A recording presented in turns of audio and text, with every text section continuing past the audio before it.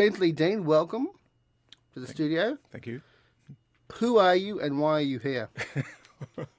You asked the hardest questions right up front. We don't muck around. I think I'm Bentley Dean, and I'm a co-director of a film called Tanna. I'm a filmmaker. I've made documentaries with my co-director Martin Butler for about 7 or 8 years, and Tanna being our first ever feature film. That's right. You are the co-director of this film, Tanna, and you are also the cinematographer. Yes, and co-producer actually for that. And co-producer of the film. Just briefly, just tell us what Tanna is about. How would you describe the story of Tanna? I've been asked this question so many times, but I would say it's about a story based on a true story. It's set in Vanuatu in a very traditional tribe, and it's essentially about two lovers who defied their chief's wishes to enter into an arranged marriage, and the result of the tragedy that ensued changed the course of their culture. Yes, and it's very much a romance story and a domestic squabble story and a family feud story. Yeah, I think on one layer it is absolutely a recognisable story, and I think that is definitely a way in, especially when it's a culture that is so radically different to our own. And what I mean by that is, like, if you go there, you try and picture a village where people are still living the way their ancestors have always lived for the last thousands of years, like grass skirts, penis cheese called numbuses, people hunting with bows and arrows, tending the gardens the way they always have, carver rituals, etc. So it's a different way of living, a different worldview, but a very recognisable story. That's the thing. It's a universal story. You see, I want to know who the enemies of the film are, who have been describing this movie as an anthropological film. As though, why is it every time people see on screen people in grass skirts and walking around a jungle, everyone turns into Desmond Morris and start thinking that they're scientists? Anthropological film, what does that even, does that have any meaning for you? The fact that the film has been described that? Yeah, I don't know how many people have described it that, but I have heard this. A lot. Okay. I'll go through the litany of that. Look, in some ways you can understand it. You have to define, what anthropological film is. If it's like a hardcore documentary made by Harvard scientists in the 60s, no, it's not that. But we did want to be true to their culture. Right. And in that sense, our pitch to the community was actually not to come in with our own story, but for them to come up with a story, and we'd facilitate it. Okay. And so as a consequence, we use sort of like old school anthropological techniques in that we lived with the community, and it was actually only myself with my wife and 2 small kids, and Martin would fly in and fly out for scenes. And so we just talked and listened for about 3 months. So there's that aspect of it, and we eschewed sort of like really obvious points of drama that would happen in a Western narrative, so that we would remain true to their custom. Well, that was the remarkable thing that I found about the film, is that you do recognise that it's set in a very, very different setting that we're normally used to. It's set in a village in the middle of a jungle, on an island. They're all speaking a strange tongue. But what's actually happening on screen, the drama, is very, very relatable. Some people have compared it to Romeo and Juliet. I called the film Jane Austen in the Jungle. Oh, right. Because it follows a lot of the themes that you see in Jane Austen about love and romance and challenging the conventions of the time and so on. So there's a lot of parallels with the narratives that we're familiar with, simply in this new setting, which is why when people talk about it being an anthropological film, I'm thinking, you're selling the movie very short. It's actually quite an engrossing drama about a family. That's right. And it reaches down to other levels too. Like it's about post-colonialism as well. It's the struggle to keep your culture strong against this tide of westernization, I guess. That's right, because we've got to remind people when the time period in which the film is set, which is contemporary. Yeah, 1987 is where the story that it was based on. So some 30 years ago, but people in the village are still living that life. They're still singing the same song that this film is based on. Right. It's very much an alive history, and that struggle is very much alive. They're not they're not. I think people maybe think that they're somehow unaware, of the outside world. Nothing could be further from the truth. Like they're half an hour right from the main town. They're absolutely aware. They're more aware of us than we are of them. Okay, they some of them have mobile phones. Like they're aware of like world events, etc. But what's interesting, what's fascinating about them is that they've made this very deliberate decision to do what's right for their community, and they've been successful of it. So they'll allow change. But on their terms. And this story is one example of that. I think people somehow think of Indigenous people as somehow locked in time, never changing. It's just not the case. All cultures change. Why do you think that they've chosen the more primitive lifestyle than getting in onto the Wi-Fi? Why have they gone for the traditional life rather than the Western life? They are on. Some of them are on Wi-Fi. So some of them do have phones. Like there wasn't any electricity in the village, so people had to go down or walk 2 hours, down to charge up their phones. And that's the sort of thing that they do welcome, because that means communication. It means it facilitates their life. Yeah. But the other aspects, because it just is a really cohesive system. So like you look at people, like they're just like healthy, they're buff, they're sort of like their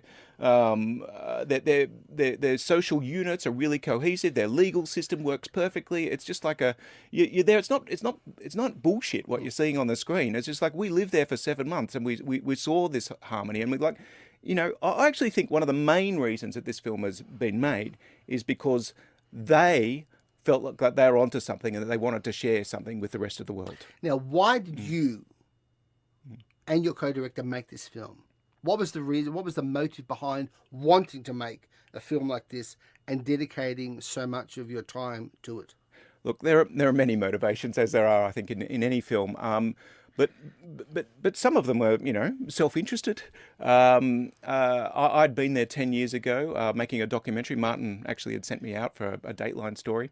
And I fell in love with the place. And I was absolutely astounded that on our doorstep, like 4 hours flight from Australia, is this place that people that are deciding to live that way, but on a land with an active volcano, every tropical environment you can conceive of, coral, white sand, black sand, etc., and extremely rich cultures. And you know how it is with news, you sometimes you taste something and it's just never enough. And Tanna was one of those places, and I thought, I've got to find an excuse to come back. I mean, it took 10 years to find that excuse to come back, and it coincided where Martin and I had a gap in our production schedule, and my wife wanted to leave her job. We had 2 small children. We'd always talked about them having a stint of time in not the suburbs of Melbourne, so that they could see that the world is a different place in many other places, and so I brought up the idea of Tanna again. So I reconnected to see if it was possible with the Culture Centre, and they introduced us almost directly, to that particular tribe, the people of Yakel.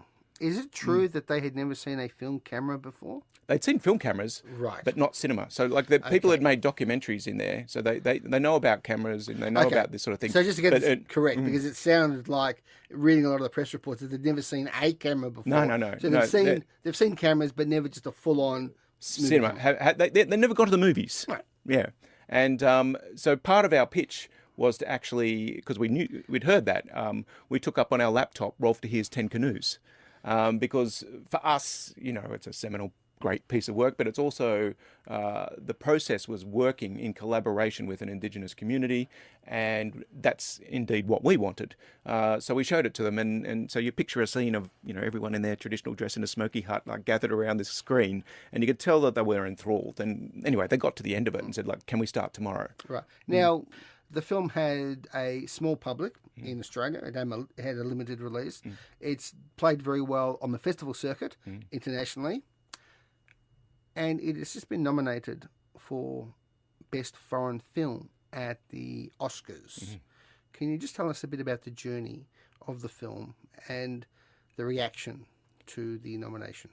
Okay, well, The journey actually started quite some time ago because we premiered at Venice Film Festival in the Critics Week there, where we won away with the Audience Prize and Best Film and Best Cinematography. And we actually have been travelling ever since with as many people of the cast that we can get, from the community. So, and for most of them, except for one, JJ, our cultural director, it's been their first time off the island. So now, since this has begun, they've gone to Venice, they've gone to Europe, they've travelled around Australia, and now we're going to Los Angeles with for the Academy Award. So it's an extraordinary journey, especially when you consider the fact that, well, not only had they not seen a feature film, let alone acted in one, Martin and I had never made a feature film. So, to be considered by some people one of the top 5 foreign language films of the year is just like mind-blowing. And so what, you submitted the film on the off chance that it would get nominated? What were your realistic hopes when you submitted the film? Actually, Australia submits it. So it's a unique category. So every country in the world has the right to select their own film. And so Screen Australia effectively, chooses. So they chose Tanna. Did they tell you they were going to? Yes. Obviously. And how did you respond when they told you they were going to do it? Did you go, yeah, sure, go ahead? Yeah, it was a little bit like that. What are the chances? And then, there's 90 films, there's 90 countries sort of submitted films, and then we got shortlisted down to 9. I thought, blow me away. That is incredible.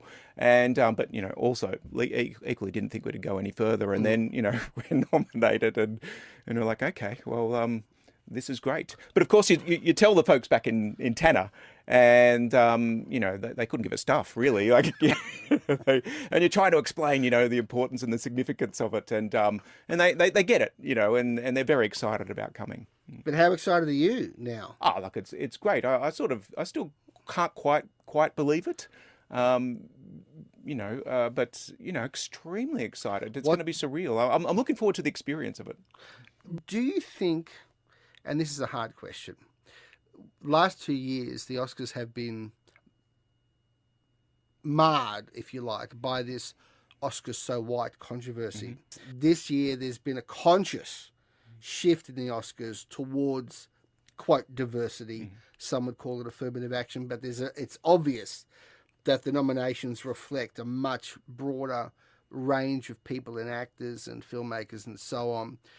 But do you think that Tanna might have benefited from this change of mood at the Oscars this year? Look, it's an impossible question to ask or answer, rather. Easy to ask. Yeah. Like, I'm not in people's minds or whatever. Look, all I know about the film, you're right. It had a really small release in Australia, larger releases in other countries, I must say, like in France and Germany, like, in European countries, like national proper, big releases, big turnouts. But what we've seen, wherever we've gone with the film, people have loved it. People have, not more than a few people have said, that's the best film I've seen in my life. Okay. So we know people respond to it really strongly and surprisingly so, I think. I think it's just for us, it's just a matter of getting people through the door. And so, on another level, we're sort of like, yeah, okay, we deserve to be there, not having seen the other films, but, I think we've made a good film. And just quickly, what difference has the nomination made, and what difference would an Oscar win make? Look, it's already made a difference in terms of, worldwide interest. So like, our sales agent who's based in New York has now got people calling him, countries calling him, like he's been trying to pressure them into buying this thing for a year. And now they're like, picking up the phone to him. And so like we anticipate that it will sell to every single territory. I think it may already have.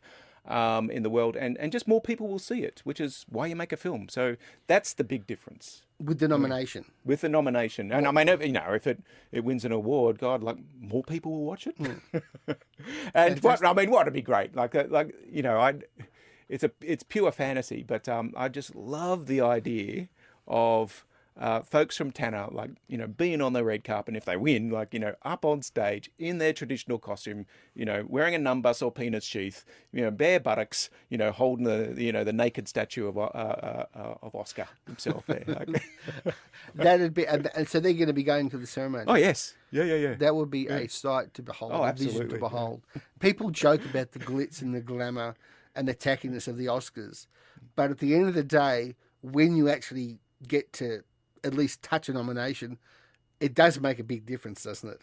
Yeah, like it makes a difference because people become, we're a small film. We don't have this massive publicity budget at all. So what it is like a lot of free publicity, which gets people into the cinemas, which is why we're doing this in the first Now, place. you were the cinematographer on the film. I wanted to ask you about some of the challenges of making a film in a jungle where the urban eye, so used to framing and perspective and urban environments and so on, just one of the challenges that you faced shooting a film that's set in all that foliage? Yeah, well, first of all, there's the technical considerations, which is no electricity. We actually had to bring in a solar panel, which we mounted on the top of our hut to do the batteries in the computer and, transfer the data. Then there's the volcanic ash, and then there's the sulfur gas mixing with rain up on the volcano, which creates acid rain, and that's not so good for cameras either. No, I wouldn't imagine that's a problem that most filmmakers have to deal with. Acid rain from a volcano. Yes, no CGI in this film, by the way. The other thing was just having such a small crew. Okay, so it was essentially just me on camera, my wife doing all of the production stuff, and Martin flying in and out doing sound. Every now and then, JJ, our cultural director, who was also our interpreter, would pick up the boom when he wasn't around. So that's it. So in a way, our method was confined by that very, very small crew. But still, even in the process of rehearsing and coming up with a story, we hadn't come up with a style until the very, very first rehearsal. And I'd started that, just locked off on a tripod, very formal composition, lovely, big banyan tree, the whole a group of men singing in the middle of it, and beautiful shot. But once that scene started, I felt this irresistible urge just to pick up the camera off the tripod and get right in there handheld. And I knew from that moment this is going to be a mostly handheld film, because what happened is that they get in the moment. They're living their life, right? So it's up to you to actually be able to capture that magic. And it's one of 2 times in my life where I've actually felt goosebumps whilst I'm filming. And you just know, okay, I knew right then. I had my doubts, but I knew right at that moment this is going to be a good film. One of the parallels I drew between this and 10 Canoes in terms of the look of the film is that it feels like when you're shooting it that you didn't just want a wall of foliage. While you're watching the film, you get the sense of laneways and corridors and familiar spaces and unfamiliar spaces. There is a real texture to all of those trees and leaves, and you got the same sense in 10 Canoes, which is in the outback, of course, and it's supposed to just look like the bush, but you do get a sense of regular pathways, of gathering places and so on. How do you imbue a 2D film with this amazing sense of texture? Yeah. I think that the key to that was having lived there for so long. Like we didn't shoot a frame for 3 months. Okay. So when I first walked into that village, I saw it like that, a wall of foliage. I said, oh my God, we're surrounded by jungle.